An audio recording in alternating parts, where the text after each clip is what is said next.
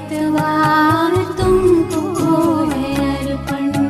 जीवन के दाता, सांसों के स्वामी, ये नैया की पतवार तुमको है अर्पण।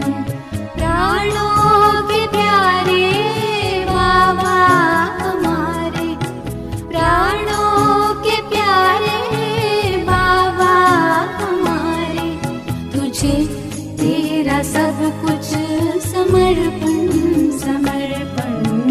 जीवन के दाता, सांसों के स्वामी, ये नैया की पतवार तुमको है अर्पण।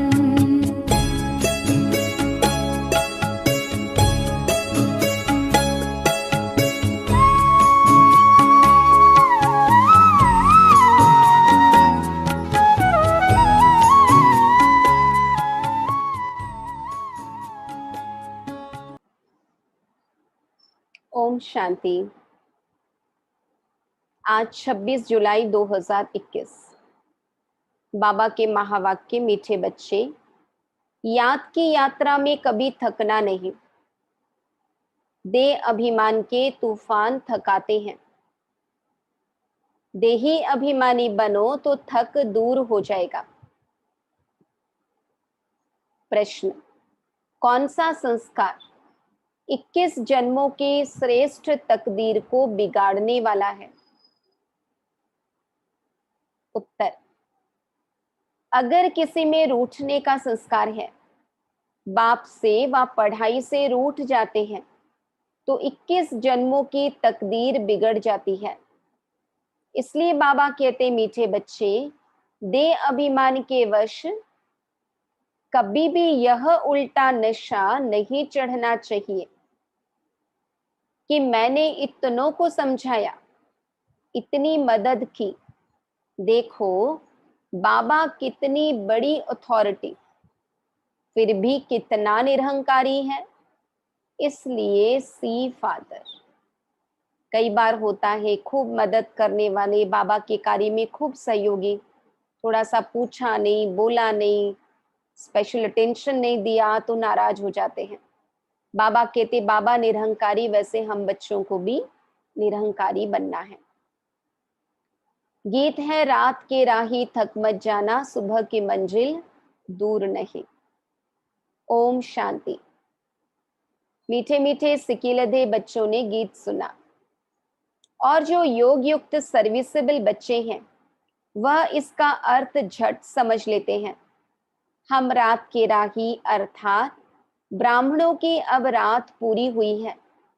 भक्ति मार्ग को रात कहा जाता है। आधा कल्प रात का पूरा होता है। हद का भी दिन और रात है। यह फिर ब्राह्मणों का आधा कल्प दिन और आधा कल्प रात होती है। इस समय जबकि बाप आते हैं तो अंधियारा है। प्रभात होने का पहला पूर है, सवेरा हो रहा है। बच्चे जानते हैं। अब बाप कहते हैं, मीठे मीठे बच्चे, याद की यात्रा में थक नहीं जाना। जैसे जिस्मानी यात्रा होती है, आगे पैदल जाते थे, बहुत धीरे धीरे, बीच बीच में मंजिल बनी रहती है। मालूम रहता है हमको फलानी फलानी मंजिल पर ठहरना है ना। अमरनाथ की यात्रा करेंगे तो जगह जगह पे पानी भोजन की व्यवस्था रहती है। कावड़ लेके जाते भी, सावन का महीना चल रहा है, कावड़ लेके शिवजी पर जल चढ़ाने जाते हैं तो जगह जगह पे व्यवस्थाएं होती हैं। आगे बहुत श्रद्धा से पैदल जाते थे, उसमें बड़ी मेहनत है। अब यह तो बहुत सहज है। बाबा ने ज्ञान मार्ग में बहुत सहज रास्ता बताया। इसको कहा जाता है सहज याद व योग। सिर्फ बाप को याद करना है। थकने का मतलब ही है देह अभिमानी बनना।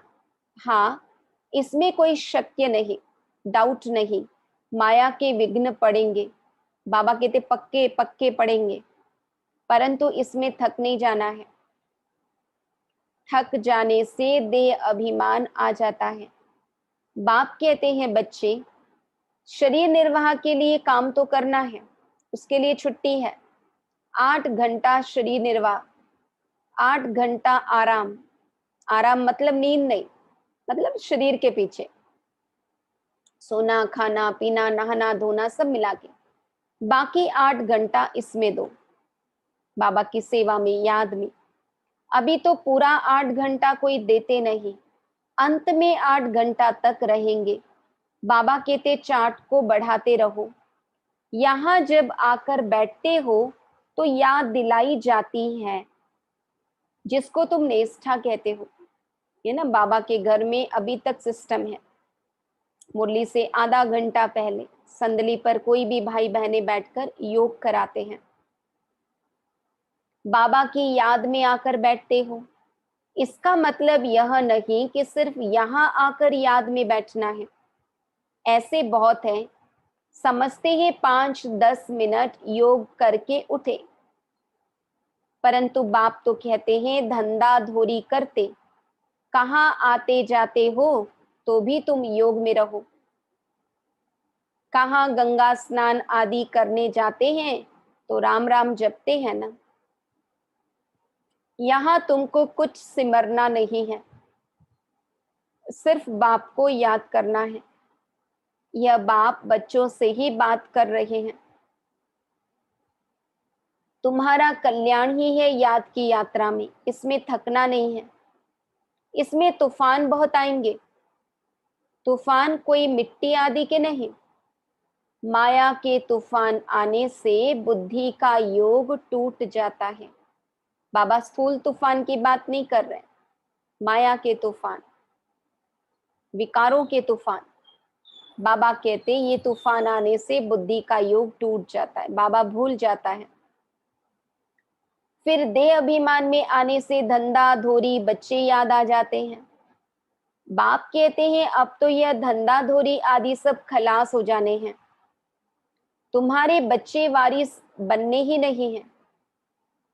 हम सोचे कि भी हमारे बच्चे बड़े होंगे, कारोबार संभालेंगे, हमारी देखभाल करेंगे। बाबा कहते इतना टाइम नहीं है, सब खत्म हो जाने हैं। अभी तो वारिस बेहद के बाप के खड़े हैं, हद का वर्षा मुर्दाबाद होना है। साहूकार लोग समझते हैं अब बच्चा बड़ा होगा, शादी करेगा, फिर वह होगा। बाप कहते हैं अभी इतना टाइम नहीं है, इसलिए दुनिया से बिल्कुल मोह हटा दो। यह तो कब्रिस्तान है। धंधा धोरी बच्चों आदि के चिंतन में मरेंगे तो मुफ्त अपनी बर्बादी कर देंगे। क्या कह रहे बाबा? धंधा धोरी बच्चों आदि की चिंतन में मरेंगे तो मुफ्त अपनी बर्बादी कर देंगे, क्योंकि अंतमति सो गति। शिव बाबा को याद करेंगे तो आबादी बहुत होगी, फायदा बहुत होगा। देह अभिमान में आने से बर्बादी होती है, देही अभिमानी बनने में आबादी होती है। जितना याद करेंगे उतना भविष्य 21 जन्म वर्षा पाएंगे। याद नहीं करेंगे तो बहुत घाटा पड़ जाएगा, वह फिर कल्प कल्पांतर के लिए हो जाएगा। इतनी बड़ी घाटे की बात है। ख्याल करना चाहिए हम पूरा वर्षा कैसे पाए। धन की भी बहुत लालच नहीं रखनी चाहिए, टू मच में नहीं जाना चाहिए। हाँ, इतनी कमाई हो कि खर्चे के बाद थोड़ी बचत रह सके, बाकी टू मच में नहीं जाना है। कोई देवाला मारते हैं तो बहुत फिक्रात हो जाती है, शिव बाबा को बिल्कुल भूल जाते हैं। फिर दोष रखते कि ज्ञान में आए हैं तब देवाला मारा है, बीमार हो पड़े हैं। यह कभी नहीं समझना चाहिए। ज्ञान में चले इसीलिए बीमार हो गए, ज्ञान में चले इसीलिए है ना बिजनेस डाउन पड़ गया। बाबा कहते यह कभी नहीं समझना चाहिए। बीमारी आदि होती है, यह तो कर्म भोग है। अच्छा है विकर्म विनाश हो जाएंगे। बाबा कहते धर्मराज के डंडे खाने से तो बीमारी अच्छी है ना। कर्म भोग चुकतू करना है, यह तो महारोगी शरीर है, कितनी संभाल की जाती है। चलते चलते खड़े हो जाते हैं, हार्ट फेल हो जाते हैं। ऐसी पुरानी दुनिया को तो बुद्धि से एकदम भूल जाना चाहिए। बच्चे देखते हैं बाप नया घर बना रहे हैं तो पुराने से एकदम दिल हट जाती है। कहते हैं बाबा जल्दी से मकान बनाओ, पुराने मकान में तकलीफ बहुत है। तुम भी जानते हो यह पुरानी दुनिया तो बहुत गंदी है। तुम्हारा यह है बेहद का सन्यास। वह सन्यास करते हैं घर बार का, उसको हद का सन्यास कहा जाता। उन्हें लगता घर गृहस्थी में साधना नहीं संभव है। स्त्री का मुख देखते हुए ब्रह्मचर्य की पालना नहीं की जा सकती है, तो घर बार छोड़कर चले जाते हैं। बाबा कहते वो है हद का सन्यास। तुम सन्यास करते हो विकारों का, घर बार नहीं छोड़ना है, पर बुद्धि से विकारों का सन्यास बाबा ने सिखाया। बाप कहते हैं देह सहित देह के जो भी तुम्हारे संबंध है सबको तोड़ मामेकम याद करो। यह दुनिया जो इन आंखों से देखते हो इनको भूल जाओ। अभी तुम्हारी बुद्धि जानती है हम स्वर्ग की राजधानी के लिए पुरुषार्थ कर रहे हैं। ज्ञान का तीसरा नेत्र मिला है, यह सब कब्रिस्तान हो जाना है, इससे प्यार नहीं रखना है। बाबा कहते ये पुरानी दुनिया से प्यार नहीं रखना, यहाँ की कोई चीज कोई वस्तु से नहीं, क्योंकि सब खत्म होना है। आजकल मनुष्यों के पास पैसे बहुत हैं तो विकार भी तेज हो गए हैं। ज्यादा धनवान लोग ज्यादा गलत काम करते हैं, सब नहीं पर काफी। काम विकार कितना तेज है, काम बिगर रह नहीं सकते। 4-5 वर्ष पवित्र रहे फिर लिखते हैं बाबा आज इनको भूत लगा, काला मुंह कर दिया, कितना धक्का खाया। एकदम 5 मार से यानी मंजिल से गिरे। पहले पहले है दे अभिमान, ऊपर से गिरा ठक, पुर्जा पुर्जा हो गया, खलास। हड़गुड़ बिल्कुल ही टूट जाते हैं, फिर पुरुषार्थ करने में टाइम लगता है। यह है सबसे बड़ी चोट। इसलिए बाबा कहते हैं काम महाशत्रु है। विकार को ही पतितपना कहा जाता है। कहते हैं बाबा हमको पतित से पावन बनाओ।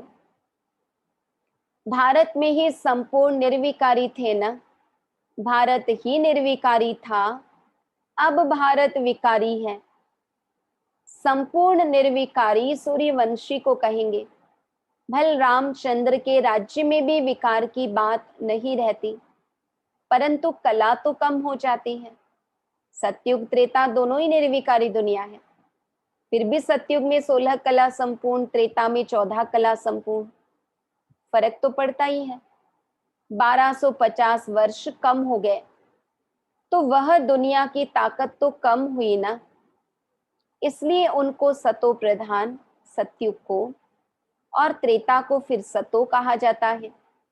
तुम चाहते हो हम मम्मा बाबा को फॉलो कर सूर्यवंशी महाराजा महारानी बने, इसमें तकलीफ व खर्चे आदि की तो बात ही नहीं है। इसमें मुख से कुछ बोलना भी नहीं है, सिर्फ याद करना है। इसको ही सहज योग कहा जाता है, इसमें बड़ी मेहनत चाहिए। बाबा के आगे तो सब महारथी हैं, इसमें योग पूरा चाहिए तब कुछ तीर लगे। योग बल है ना, योग की बहुत कमी है। विघ्न भी योग में बहुत पड़ते हैं। बेहद का बाप मीठे मीठे बच्चों को बैठ समझाते हैं। बाप से व पढ़ाई से कभी रूठना नहीं है। रूठेंगे तो 21 जन्म तकदीर से रूठेंगे। बड़े अच्छे अच्छे बच्चे भी रूठ पड़ते हैं, नशा चढ़ जाता है देह अभिमान का। मैंने इतनों को समझाया है, देह अहंकार आने से ही फिर गिर पड़ते हैं। इसमें अहंकार नहीं आना चाहिए। शिव बाबा को कोई अहंकार है? कितना निरहंकारी है और है कितनी बड़ी अथॉरिटी। कहते भी हैं मैं साधारण तन में साधारण घर में आता हूं, साहूकार के घर में थोड़ी आता हूं। तो अब बच्चों को जागना है। बाबा युक्तियां तो बड़ी अच्छी बतलाते रहते हैं, तुम बच्चों की ही देरी है, हम ही नहीं तैयार हुए हैं। ड्रामा अनुसार अजुन अवस्थाएं जोर नहीं भरी है। जैसी स्थिति जैसी अवस्था हम बच्चों की बाबा चाहते हैं, बाबा कहते वो बनी नहीं है। आगे चल जोर भरेंगी। हम गवर्नमेंट को इतला करते हैं कि इतने इतने वर्षों में स्वर्ग की स्थापना हो जाएगी। यह अखबार आदि में मनुष्य पढ़ेंगे तो आकर तुमसे पूछेंगे, थोड़े वर्ष के अंदर स्थापना होगी तो विनाश भी जरूर होगा, ढेर आएंगे। यह प्रॉपर्टी आदि थोड़े समय के लिए है। इस प्रॉपर्टी को तुम कोई प्रॉपर्टी थोड़ी समझते हो, तुम जानते हो यह तो थोड़े रोज के लिए है। यह मकान आदि रहने के लिए बनाए हैं, क्योंकि मधुबन में बहुत बच्चे आते हैं रिफ्रेश होने के लिए। हेड ऑफिस मधुबन है। आज तुम क्या करते हो, कल क्या करेंगे। यहाँ तपस्या करते हो, फिर दिल्ली वृंदावन आदि में जाकर राज्य करेंगे। हमारा यादगार कैसे खड़ा है, यह अच्छी रीति दिखाना है। जो काम हम अभी कर रहे हैं 5000 वर्ष पहले भी किया था। बाबा कहते बोलो कि स्वर्ग आने वाला है। पहले पहले शिव बाबा के मंदिर बनाते हैं, बाकी दिलवाड़ा मंदिर आदि तो बाद में बना है। बुद्धि से काम लेना होता है। दिलवाड़ा मंदिर का भी हिसाब निकाला जाए तो निकल सकता है। बाबा कहते पूरा हमारा यादगार है। तुम जानते हो यह स्थापना का यादगार है। तो मीठे मीठे बच्चों को बहुत खुशी होनी चाहिए। यह सब सर्विस बढ़ाने की युक्तियां निकालनी है। राम गयो रावण गयो, जिनका बहु परिवार है। रावण का देखो कितना बड़ा परिवार है, राम का कितना छोटा परिवार है। गायन राइट है, परंतु कोई समझ नहीं सकते हैं। बाप बैठ समझाते हैं तो भी निश्चय नहीं बैठता है। शरीर निर्वाह अर्थ भी कर्म तुमको जरूर करना है।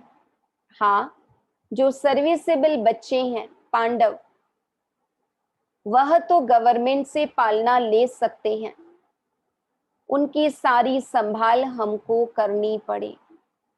कोई बहुत सेवाधारी है, बाबा के यज्ञ में सरेंडर हो जाए तो यज्ञ उनकी भले पालना करे, परंतु उनकी सेवा की मदद यज्ञ को मिल सकती है। अवस्था बच्चों की ऐसी होनी चाहिए, बाबा की याद में इस दुनिया का सब कुछ भुलाना है। याद की यात्रा में जो पक्का मस्त रहेगा, उनकी अवस्था भी बहुत मजबूत होगी। बाबा ने कहा याद की यात्रा में जो पक्का मस्त रहेगा, उनकी अवस्था भी बहुत मजबूत होगी। जैसे कि शिव बाबा की याद में रह तुम शरीर छोड़ते हो, सन्यासी ब्रह्म की याद में शरीर छोड़ते हैं तो भी वायुमंडल में बिल्कुल सन्नाटा हो जाता है। बाबा को अनुभव है, क्योंकि बाबा ने तो 12 गुरु किए हुए थे। बाबा का सब कुछ देखा हुआ, अनुभव किया हुआ है। मनुष्य मरते हैं तो घर में सन्नाटा हो जाता है ना, इसमें भी ऐसे होता है। पिछाड़ी में जैसे कि सब कुछ भूल जाते हैं। अब हमको वापस घर जाना है, देह अभिमान छूटता जाता है। पिछाड़ी में शरीर खुशी से छोड़ना चाहिए, हर्षित मुख। बस हम कहाँ जा रहे हैं, ऐसी अवस्था जब होगी तब विजय माला में पिरोने लायक बनेंगे। बाबा कहते तुम्हारे में शांति की करंट है। क्या कह रहे हैं बाबा? तुम्हारे में शांति की करंट है। कोई भी आते हैं तो कहते हैं यहाँ शांति बहुत है। यह है रियल शांति। आत्मा शरीर से डिटैच हो जाती है। तुम जानते हो हम आत्मा शांत स्वरूप है। हम अपने स्वधर्म में बैठ जाते हैं। कर्म के बिना तो कोई मनुष्य रह नहीं सकते। वो लोग हठ योग से क्या क्या नहीं करते हैं। तुम अब समझते हो हमारा स्वधर्म ही शांति है। बिल्कुल समाधिस्थ हो जाते हैं। बाबा कहते हमें अभी पता चला कि हम हैं ही शांत स्वरूप आत्मा। यहाँ हम आए हैं पाठ बजाने, अब वापिस घर जाना है। बाप कहते हैं मुझे याद करो और घर को भी याद करो। बाप को याद करने से वर्षा मिलेगा।